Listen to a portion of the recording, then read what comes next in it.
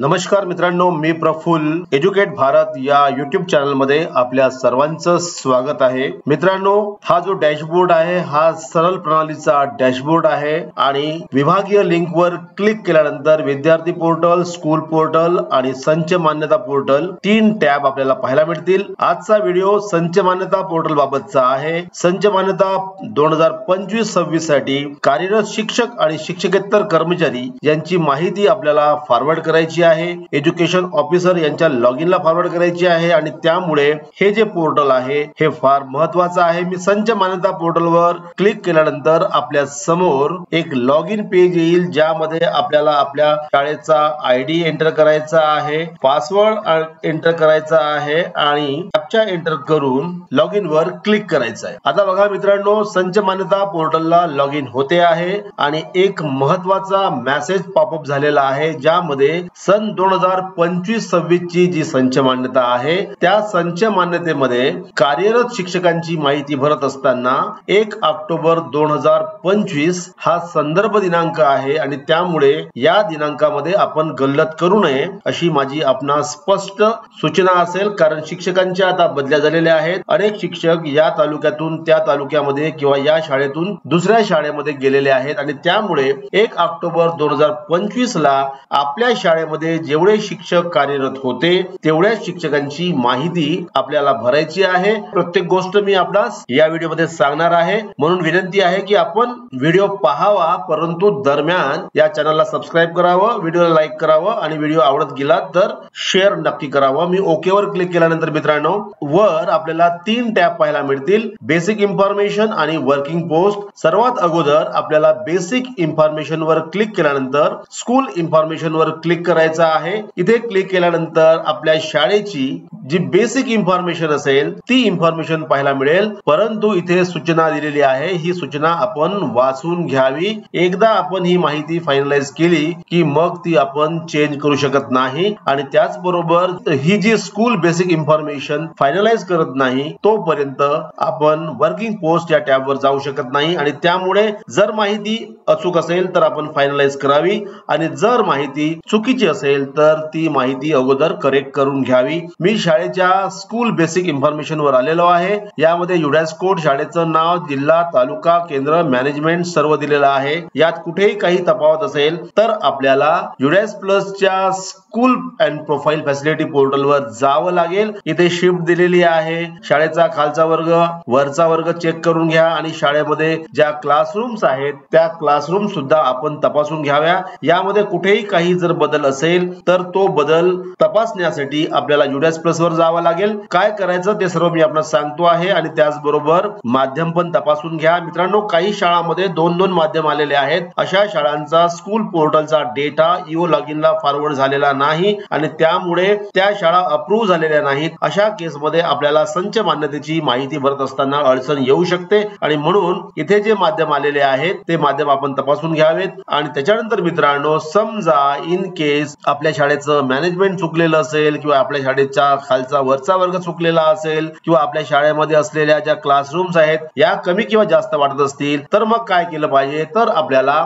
सर्वात प्रथम युडास प्लस ला जावं लागेल। या पेजवर आल्यानंतर आपल्या समोर प्रोफाइल अँड फॅसिलिटीज 2025-26 हे जे मॉड्यूल आहे या मॉड्यूल समोर असलेल्या लॉगिन बटन वर आपल्याला क्लिक करावं लागेल। लॉगिन पेज येईल आणि या ठिकाणी आपल्याला आपल्या शाळेचा युडास कोड आणि युडास साठी जो आपण पासवर्ड तयार केलेला असेल तो पासवर्ड आणि कॅप्चा एंटर करून आपल्याला लॉगिन करायचं आहे। मी लॉगिन करतो आहे आणि आता बघा लॉगिन झालेला आहे। हे शाळेचं स्कूल पोर्टल आहे, युडास प्लसचं स्कूल पोर्टल आहे आणि इथे डाटा कॅप्चर वर आपल्याला क्लिक करायचं आहे आणि त्यानंतर आपल्या समोर हा एक पेज येईल। यामध्ये आपल्याला काही महत्त्वाच्या गोष्टी तपासायच्या आहेत। सगळ्यात अगोदर आहे आपलं मॅनेजमेंट, त्यासाठी सेक्शन 1A वर आपण क्लिक करू शकता आणि इथे क्लिक केल्यानंतर 1.12A मध्ये जे मॅनेजमेंट दिलेलं आहे ते मॅनेजमेंट आपलं बरोबर आहे की नाही खात्री करून घ्या।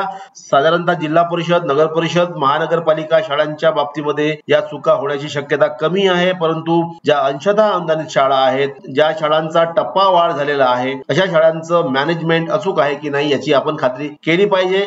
आणि त्याच्यानंतर मित्रांनो इथे 1.1 717 मध्ये आपल्या शाळेचा खालचा आणि वरचा वर्ग दिलेला आहे, हा सुद्धा आपण तपासून घेतला पाहिजे।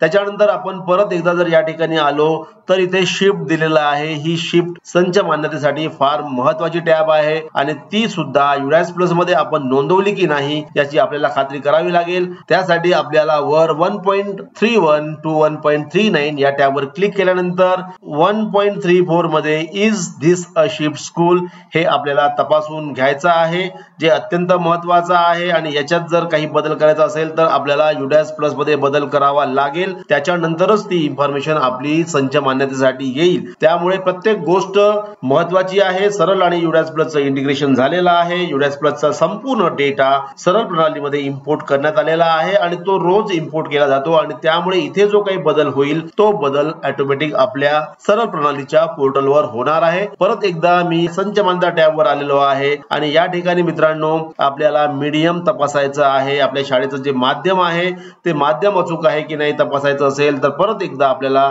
UDAS प्लस ला जावं लागेल। UDAS प्लस ला जाऊन 1.1 to 1.30 मध्ये क्लिक करायचं आहे, खाली यायचं आहे आणि इथे मित्रांनो 1.2.5 मध्ये आपल्या शाळेचं जे माध्यम आहे ते बरोबर आहे की नाही तपासून घ्यायचं आहे। परत एकदा सांगतो आहे की जर आपल्या शाळेमध्ये सेमी इंग्लिश असेल तर त्यासाठी इंग्रजी माध्यम दाखवण्याची गरज नाही। सेमी इंग्लिश हे मराठी माध्यमाचाच प्रकार आहे आणि त्यामुळे इथे जर दोन माध्यम असतील तर आपला स्कूल पोर्टलचा data most probably EO login ला गेलेला नाही, तो अप्रूव्ह झालेला नाही आणि त्यामुळे जर अशा काही चुका असतील तर आपण या चुका डिस्ट्रिक्ट कम्प्युटर प्रोग्रामर यांना संपर्क करून दुरुस्त करून घ्या, तेच हा बदल करून देऊ शकतील। आणि त्यामुळे प्रत्येकाकडे डिस्ट्रिक्ट कम्प्युटर प्रोग्रामर यांचा मोबाईल नंबर असणे आवश्यक आहे आणि ती माहिती त्यांना द्या, ते लगेच दुरुस्त करून देतील आणि नंतर हा डेटा सरळ प्रणालीला येईल। आणि त्याचबरोबर मित्रांनो कोणत्या शाळेला किती शिक्षक मंजूर होतील हे जसं पटसंख्येवर निर्धारित आहे त्याचप्रमाणे ते शाळांच्या वर्गखोल्यावर सुद्धा आहे आणि त्यामुळे या ज्या वर्गखोल्या आलेल्या आहेत या अचूक आहेत की नाही तपासायचं असेल तर आपल्याला UDAS प्लस ला जावं लागेल आणि त्यानंतर इथे 2.1 to 2.6 वर क्लिक करावं लागेल आणि इथे आल्यानंतर मित्रांनो 2.3a मध्ये प्रायमरीला किती खोल्या आहेत, अप्पर प्रायमरीला किती खोल्या आहेत हे आपल्याला तपासून घ्यायचं आहे। इथे बघा 4 आणि 2 दिलेले आहेत आणि इथे जेव्हा आपण येऊ तेव्हा ती संख्या मॅच झालेली आहे। या संपूर्ण शाळेची माहिती अचूक आहे। जर आपल्या शाळेच्या माहितीमध्ये काही तफावत असेल तर आपण तात्काळ UDAS प्लसच्या स्कूल अँड प्रोफाइल फॅसिलिटीला जा, तिथे बदल करून घ्या। बदल होत नसतील तर डिस्ट्रिक्ट कम्प्युटर प्रोग्रामर यांना कॉन्टॅक्ट करा आणि ते बदल करून घ्या। आणि त्याचबरोबर मित्रांनो इथे केंद्र अचूक आला की नाही याची सुद्धा खात्री करून घ्या, कारण आता केंद्रांचं मॅपिंग UDAS प्लस ला झालेला आहे। त्याचा एक व्हिडिओ मी आपणास स्वतंत्र पाठवणार आहे। पुन्हा एकदा विनंती आहे की आपण चॅनलला अवश्य सबस्क्राइब करावं, व्हिडिओला लाईक करावं। आता मित्रांनो ही संपूर्ण माहिती अचूक आहे याची खात्री झाल्यानंतर आपल्याला फायनलाइज बटनवर क्लिक करायचं आहे आणि ओके वर क्लिक करायचं आहे आणि हा डेटा आता फायनलाइज झालेला आहे। ओके वर क्लिक केल्यानंतर मित्रांनो आपलं पहिलं काम संपलेलं आहे। बेसिक इन्फॉर्मेशन इज फायनलाइज लिहून आलेला आहे। यामध्येही काही बदल करायचा असेल तर मी पुढील व्हिडिओमध्ये सांगणार आहे। सद्यस्थितीत आपल्याला संच मान्यता वेगाने फॉरवर्ड करायच्या आहेत आणि अचूक फॉरवर्ड करायचे आहेत। त्याच्यानंतर मित्रांनो या सत्रामध्ये पहिल्यांदा आपल्याला शालारचा जो डेटा आहे तो डेटा संच मान्यतेशी कनेक्ट करण्यात आलेला आहे। शालार पोर्टल मध्ये आपल्या शाळेमध्ये जेवढे शिक्षक दाखविण्यात आलेले आहेत तेवढे शिक्षक या संच मान्यता पोर्टलला आलेले आहेत आणि ते पाहण्यासाठी आपल्याला वर्किंग पोस्ट या टॅबवर यावं लागेल। Working post teaching non teaching वर क्लिक करावं लागेल। इथे क्लिक केल्यानंतर एक पेज आपल्या समोर डिस्प्ले होईल। कसा आहे तो पेज आपण बघूया। तर मित्रांनो आपल्या समोर एक नवीन पेज आलेला आहे आणि या ठिकाणी आपल्याला दोन टेबल पाहायला मिळतील आणि त्याचबरोबर इथे गेट शाला डेटा दिलेला आहे आणि राईट साइडला फायनलाइज टॅब दिलेली आहे। इथे जी इन्फॉर्मेशन दिलेली आहे ही सर्व इन्फॉर्मेशन आपल्याला समजून घ्यायची आहे। माहिती फायनलाइज करण्यापूर्वी ती तपासून घ्यायची आहे। शिक्षकांचं माध्यम तपासून घ्यायचं आहे आणि सर्व माहिती अचूक आहे याची खात्री करायची आहे। जर या माहितीमध्ये काही आपल्याला डाऊट येत असेल, शंका असेल, कार्यरत शिक्षकांच्या संख्येबाबत शंका असेल तर आपल्याला डिस्ट्रिक्ट लेवलला किंवा तालुका लेवलला असलेल्या शाला टीम सोबत आपल्याला कॉन्टॅक्ट करावा लागेल आणि एकदा डेटा आपण जर फायनलाइज केला तर तो डेटा परत आपल्याला घेता येणार नाही। सर्वात प्रथम आपल्याला गेट शाला डेटावर क्लिक करायचा आहे। इथे क्लिक केल्यानंतर एक मेसेज आपल्या समोर आलेला आहे। डेटा फेच सक्सेसफुली ओके वर क्लिक करायचं आहे।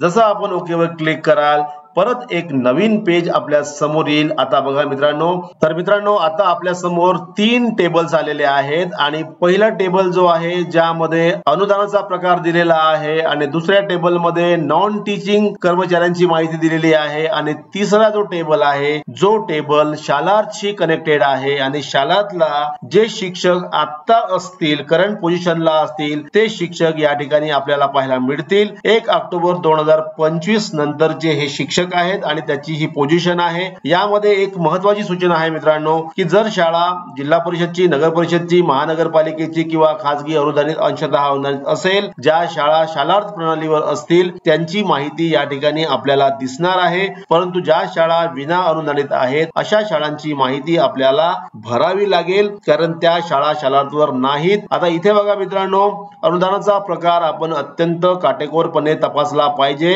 आणि त्या अनुदानामध्ये आपले शिक्षक आहेत की नाही याची खात्री केली पाहिजे आणि इथे जर काही कुठलीही आपल्याला तांत्रिक अडचण पाहायला मिळाली तर आपण तात्काळ शालाच्या टीमशी संपर्क करावा। जिल्हा स्तरावर किंवा तालुका स्तरावर शालाचं काम करणारे शिक्षक किंवा जे क्लर्क आहेत त्यांच्याशी संपर्क करावा आणि त्यांच्याकडून ही माहिती तपासून घ्यावी कारण एकदा ही माहिती आपण सबमिट केली की मग ती रिटर्न होणार नाही आणि म्हणून त्या अनुदानाच्या टप्प्यामध्ये शिक्षक आले की नाही, त्या शिक्षकाच्या प्रकारामध्ये शिक्षक आले की नाही आणि ती संख्या अचूक आहे की नाही याची आपण खात्री केली पाहिजे। या ठिकाणी मित्रांनो एक गोष्ट आपल्याला पाहायला मिळते आहे की 6 ते 8 ला 2 शिक्षक 100% दिसत आहेत आणि त्याचबरोबर 1 ते 4 आणि 1 ते 5 ला 2 शिक्षक आपल्याला प्राथमिकला पाहायला मिळत आहेत, म्हणजे एकूण 4 शिक्षक या ठिकाणी दिसत आहेत। इथे आपल्याला करंट पोझिशन पाहायला मिळू शकते। आजच्या तारखेला शालार्थ मध्ये जेवढे शिक्षक आहेत ती संख्या या ठिकाणी पाहायला मिळू शकते।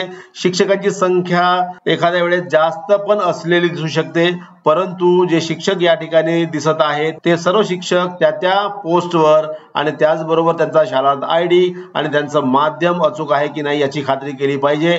इथे असलेल्या 4ही शिक्षकांची माहिती मी तपासून घेतलेली आहे, त्यांचं माध्यम तपासून घेतलेलं आहे, त्यांचा अनुदानाचा प्रकार तपासून घेतलेला आहे आणि त्याचबरोबर त्यांचा शालार्थ आयडी पण तपासून घेतलेला आहे। इथे नॉन टीचिंगची पदं या शाळेला मंजूर नाहीत, ज्या शाळांना ही पदं मंजूर आहेत त्या शाळांनी ही पदं तपासून घ्यावी। विना अनुदानित शाळांच्या बाबतीमध्ये हे सर्व आपल्याला पाहायला मिळणार नाही, आपल्याला मॅन्युअली ही माहिती भरायची आहे आणि ती भरल्यानंतर मित्रांनो आणि माहिती अचूक आहे याची खात्री झाल्यानंतर आपल्याला फायनलाइज बटनवर क्लिक करायचं आहे। परत एकदा सांगतो आहे की जर या माहितीमध्ये कुठेही काही आपल्याला कमतरता दिसून येत असेल, काही बदल दिसून येत असेल तर आपल्याला तो बदल अगोदर करून घ्यायचा आहे, शालार्थ मध्ये बदल करून घ्यायचा आहे आणि त्याच्यानंतरच फायनलाइज बटनवर क्लिक करायचं आहे। मी फायनलाइज बटनवर क्लिक करतो आहे। Are you sure you have selected medium for all teachers? Okay, माध्यम बरोबर आहे का हे विचारलेलं आहे, ओके वर क्लिक करायचं आहे आणि अशा पद्धतीने हा जो डेटा आहे फायनलाइज झालेला आहे तो सबमिट झालेला आहे